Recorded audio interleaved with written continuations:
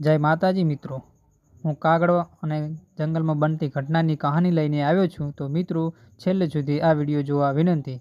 એક વખતની વાત છે. ઘનઘોર જંગલમાં ઘણા બધા પ્રાણીઓ રહેતા હતા, જેમ કે વાંદરો, હરણ, શિયાળ અને એક બુદ્ધિશાળી કાગડો પણ ત્યાં રહેતો હતો. કાગડો બધા પ્રાણીઓનો મિત્ર હતો. એક દિવસ જંગલમાં આગ લાગી. બધા પ્રાણીઓ ડરી ગયા અને દોડવા લાગ્યા. પણ કાગડાએ વિચાર્યું, જો બધા ભાગી જશે તો આપણું ઘર બળીને ખાખ થઈ જશે.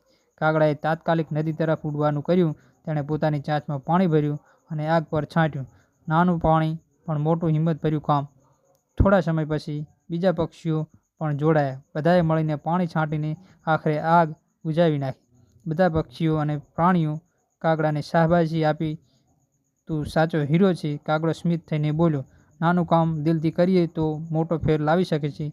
તો મિત્રો, હિંમત અને એકતા હોય તો કોઈ પણ મુશ્કેલીને હરાવી શકાય છે. તો મિત્રો, મારી ચેનલને લાઈક, શેર, સબસ્ક્રાઈબર કરવા વિનંતી. ધન્યવાદ.